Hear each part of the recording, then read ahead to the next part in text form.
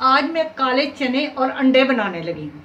काले चने ये मैंने गलने के लिए रखे हुए हैं, बिल्कुल सिंपल तरीके से।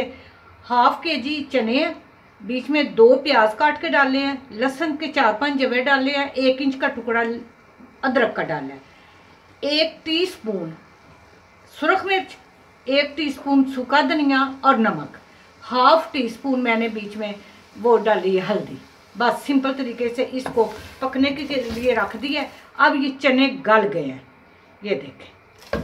और इसमें जो मैंने ये अंडे डालने हैं, ये बॉईल करके अंडे रखे हैं, ये ऑयल है, ये इसमें गरम मसाला और हरा धनिया जाएगा।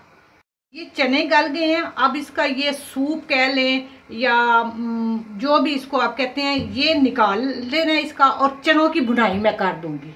अब मैं जब इसको ड्रेन कर लेती हूँ फिर आपको दिखाती हूँ।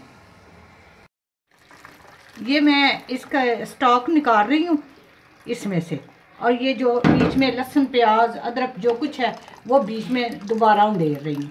घी डाल के मैं इसकी बुनाई कर लूँगी बहुत सिंपल तरीके से, जो पहले सादे लोग बनाते हैं, हमारी बुजुर्गें माएँ वगैरह, मैं उस तरीके से आज बना रही हूँ।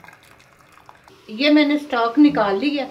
आप चाहें तो इसमें आप इसको प्रेशर लगा लें, मैंने तो हल्की आंच पे रख दिया था चनों को गलने के लिए। तकरीबन 2 जग पानी डाल के मैंने गलने रख दिया था। अब ये ऑयल इसमें डालती हूँ। बिस्मिल्लाहिर्रहमानिर्रहीम।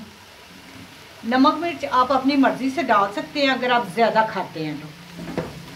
ये अब इसकी मैं बुनाई करूँगी।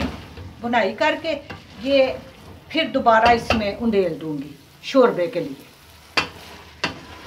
ये अब बुनाई करके फिर मैं आपको दिखाती हूँ। ये मैंने बुनाई अच्छी तरह इनकी कर ली है।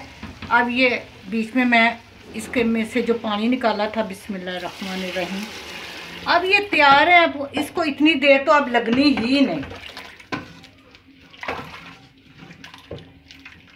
ये जब जोश आना शुरू हो तो फिर थोड़ी हल्की आंच कर दूंगी ताकि इसका घी जो है वो ऊपर आ जाए, और धनिया और गरम मसाला उस वक्त मैं डालूंगी।